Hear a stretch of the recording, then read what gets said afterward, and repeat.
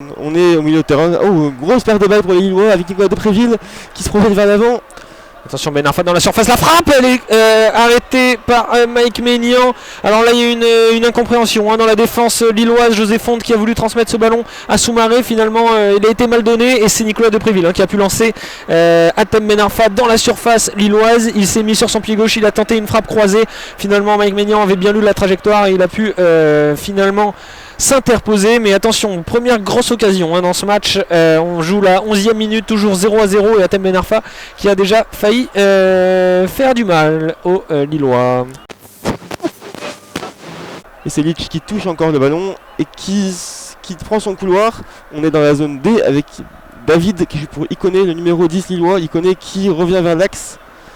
Iconé qui trouve une bonne solution avec Jonathan Bamba qui frappe. Et c'est le but de Bamba, Lille qui ouvre le score après environ un quart d'heure de jeu au stade Pierre-Mauroy. Martin, c'est un but magnifique qui vient de marquer Jonathan Bamba. Ah ouais, un superbe but trouvé là par Jonathan Bamba. On a d'abord eu une super accélération de Jonathan Iconé qui est venu de la zone D vers le rond de la surface de réparation bordelaise. Il a finalement trouvé une superbe passe dans la surface de réparation pour Jonathan Bamba. Jonathan Bamba qui a contrôlé puis ajusté la mire avec un superbe plat du pied enroulé qui vient effleurer le poteau de Costil. Alors on n'y a pas trop cru parce que Costil lui a même pas bougé. On pensait que ce ballon allait finir peut-être un peu à côté. Finalement il a touché le poteau et il est rentré. Ça fait 1-0 pour le LOSC avec un superbe but signé Jonathan Bamba. Et donc Lille marque sur sa première occasion dans le match alors que Bordeaux avait déjà eu une occasion auparavant grâce à Hatem Ben Arfa qui avait vu sa frappe arrêtée par Mike Maignan. Lille qui est efficace et qui ouvre déjà le score et qui est donc, alors qu'il est premier de Ligue 1. Allez, le jeu qui va très vite reprendre. Les Bordelais qui doivent se reprendre très vite pour espérer un peu mieux dans cette rencontre. On les a pas vus beaucoup attaquer. Ils ont surtout attaqué sur cette percée de Hatem Ben Arfa tout à l'heure sur la mauvaise passe de José Fonte, le capitaine lillois. Et du coup, maintenant, ce sont les Lillois qui vont faire le jeu parce que c'est eux qui mènent 1-0. Et ils vont essayer de, pourquoi pas, aller encore de l'avant. On les voit...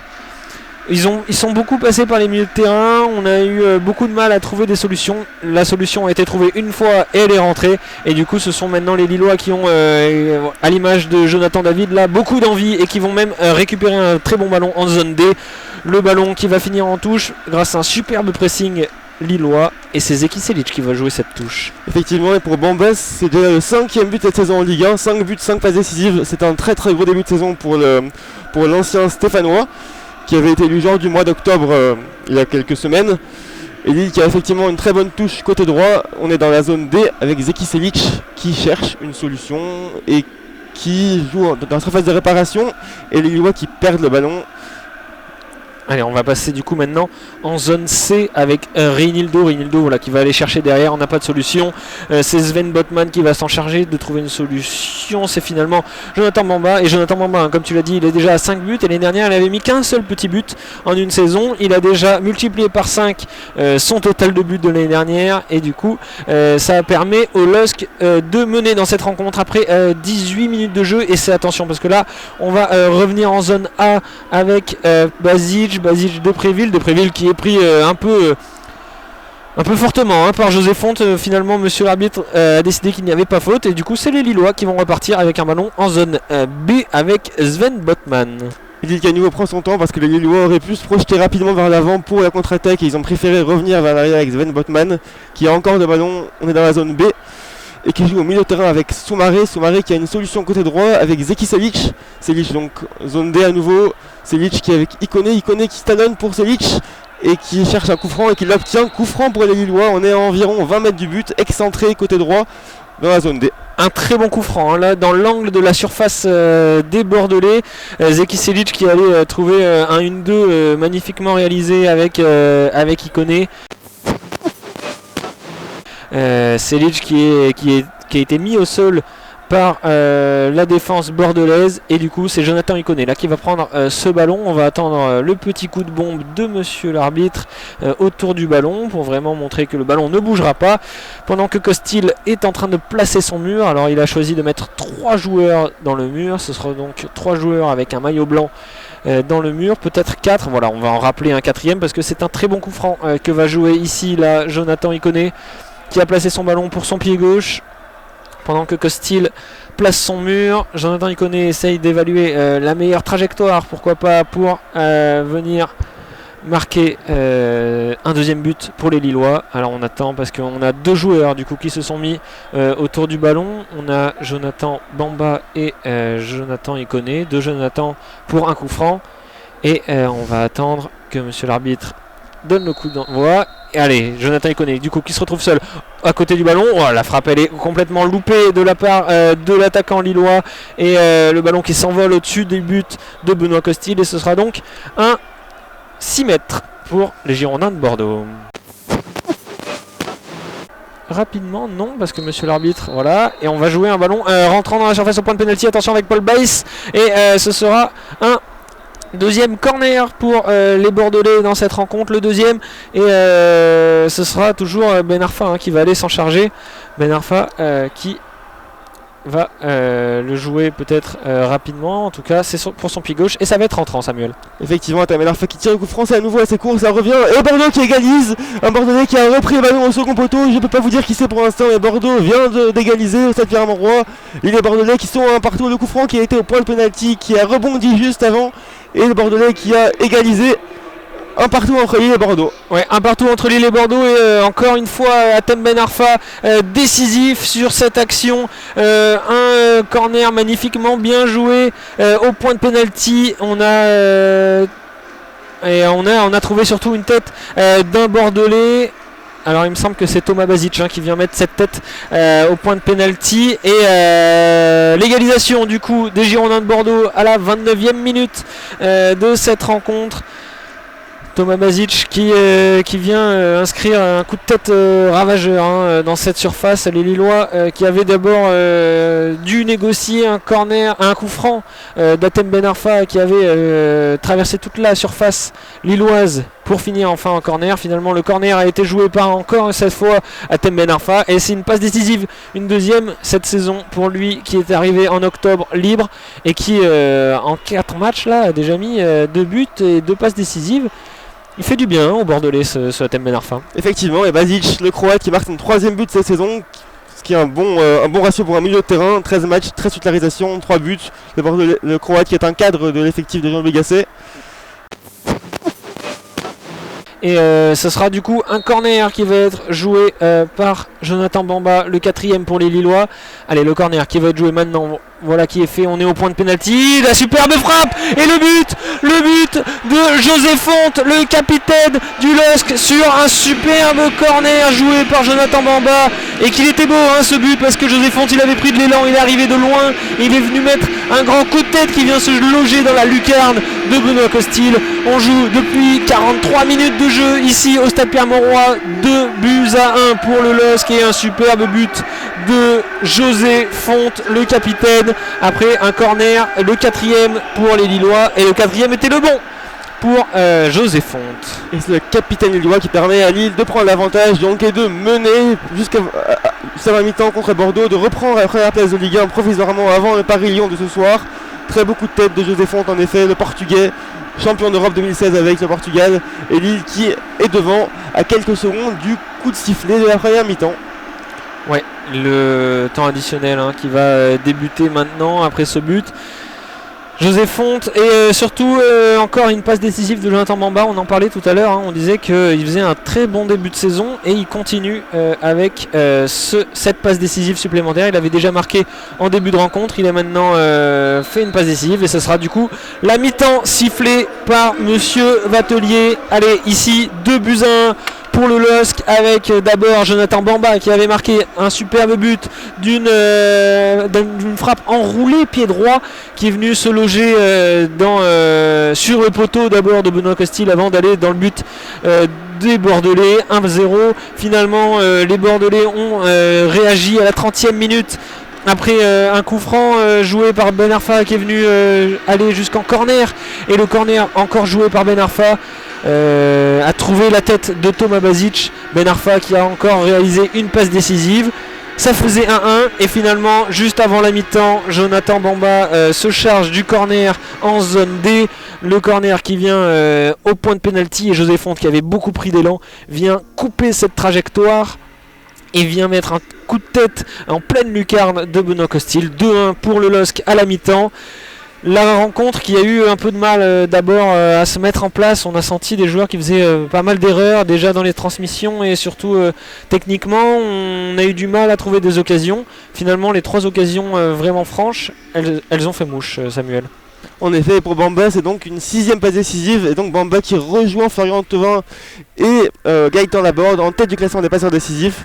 Lille à la pause est devant, 2-1. Lille est premier de Ligue 1, à l'heure où on parle, devant Paris, qui va jouer contre Lyon ce soir. Toma Basic qui a cherché un long ballon derrière toute la défense. Finalement Sven Botman a mis sa tête, et c'est du coup un contre à jouer avec Jonathan Iconé, le numéro 10 de Lille. On est en zone B, on est le long de la ligne de touche. On va se rapprocher maintenant de la surface de réparation. Benjamin André, on est en zone B.